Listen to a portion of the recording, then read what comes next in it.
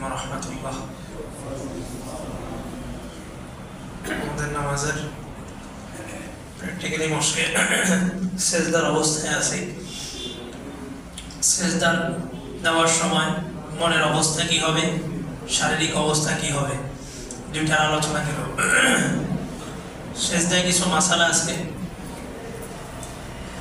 কোনো ব্যক্তি যদি আইসা ইমামকে সেজদা অবস্থায় পায়, তার দুইটা করণীয়। এক নাম্বার করণীয় হইল তাকবীরে তাহরিমা বাঁধবে প্রথম, এরপরে তাকবীর দিয়া ইমামের সাথে সেজদায় শরীক হবে, যে সেজদা হোক, প্রথম সেজদা হোক, দ্বিতীয় সেজদা হোক। আরেকটা করণীয় হইল ইমাম সেজদা থেকে ওঠার অপেক্ষায় থাকবে, ওঠার পরে কি বসে না দাঁড়ায় যায়। সর্বোপরি উত্তম হইল ইমামকে যে অবস্থায় পাবে আইসা ওই অবস্থায় শরীক হবে। যদি রুকু থেকে পায়, মান আদরাকা রুকুআ ফাকাদ আদরাকা রাকাআহ, হাদিস। যে ব্যক্তি রুকু পাইল সে রাকাত পাইল। রুকু থেকে পাইলে রাকাতটা গণনা করা হবে, রুকু না পাইলে রাকাত গণনা করা হবে না। সেজদার মধ্যে যাওয়ার পর ইমামের এতটুকু বিবেচনা রাখতে হবে যে অন্যান্য রোকনের তুলনায় সেজদার রোকনটা একটু বেশি কঠিন। বয়স্ক যারা, তারা সেজদায় যাইতেও সময় লাগবে, আবার উঠতেও একটু সময় লাগবে। সেজদার নিয়ম হলো তাকবীর দিতে দিতে সেজদায় যাওয়া শুরু করবে।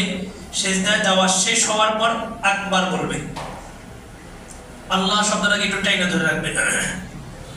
এতে হয় কি, অনেক সময় মসজিদ 3 তলা 4 তলা বিশিষ্ট হওয়ার কারণে ইমাম যদি দ্বিতীয় রাকাতে বসার ক্ষেত্রে যদি টান একটু লম্বা করে, তো দোতলায় সবাই দাঁড়ায় যাবে, আমাদের দেশের কালচার হিসাবে। তৃতীয় নাম্বার রাকাতে ইমাম ওঠার সময় লম্বা একটা টান দেয়, আল্লাহু আকবার। যদি অল্প টান দেয় তাহলে দোতলা 3 তলার মুসল্লি যারা, তারা বসে যাবে। এই জন্য নিয়ম হচ্ছে যে কোনো রুকুন শুরু থেকে নিয়ে শেষ পর্যন্ত আল্লাহু আকবারকে টেনে ধরবে।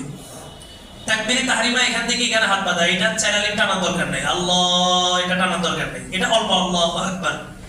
রুকুনটা অল্প একটু, সেজদাটা একটু লম্বা হবে, কারণ আমি সেজদায় যাচ্ছি, যাওয়ার প্রক্রিয়াটা একটু সময় লাগে।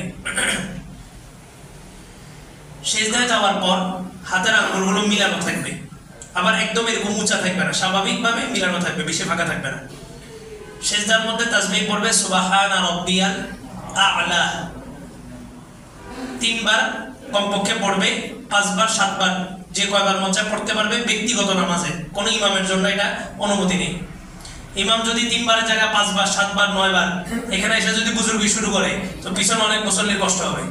এজন্য ইমাম যিনি হবেন ওনার এই বিষয়টা লক্ষ্য রাখতে হবে যে পিছনে সর্বশ্রেণীর মুসল্লি আছে, দাঁড়াইলাম বাস এক ওয়াক্ত নামাজের সুযোগ পাইছি, দাঁড়ায় 2 পৃষ্ঠা তেলাওয়াত করে ফেললাম, এটা মাকরুহ। নিজের নামাজও মাকরুহ হবে, সবাই নামাজ মাকরুহ হবে। এখানে রেয়াত করতে হবে যে পিছনে বয়স্ক মুসল্লি আছে, আমার কেরাত কে কতটুকু নিতে পারবে, কতটুকু সময় দাঁড় করায় রাখলে তার জন্য দাঁড়ানো ঠিক আছে। 2 সিজদার মাঝখানে ব্যক্তিগত সুন্নত নামাজ হোক অথবা নফল নামাজ হোক, একটা দোয়া হাদিসে আসছে, আল্লাহুম্মা গফিরলি ওয়ারহামনি ওয়াহদিনি ওয়াআফিনি। আরেক হাদিসে আসছে ওয়ারযুকনি। এই দোয়াটা পড়তে পারে। এখন 2 সিজদার মাঝখানে এই দোয়াটা কেন দিলেন? এই দোয়াটা মূলত হচ্ছে মস্কের জন্য। প্র্যাকটিস করবে, প্র্যাকটিক্যালে করবে না। প্র্যাকটিক্যাল কোনটা? ফরজ নামাজ যেটা, আর প্র্যাকটিস কোনটা? সুন্নত নফল। এগুলো হচ্ছে আমাদের প্র্যাকটিস, সরাসরি প্র্যাকটিস। এই সুন্নত পড়ছি, 4 রাকাত সুন্নত, নামাজের আগে 4 রাকাত সুন্নত, মানে কি এই 4 রাকাত সুন্নতের মধ্যে আমি প্র্যাকটিস করলাম আল্লাহর সামনে কিভাবে দাঁড়াবো। এই 4 রাকাত সুন্নতে আমি একটা প্রস্তুতি নিলাম, প্রিপারেশন নিলাম যে ফরজ নামাজটা কিভাবে পড়বো।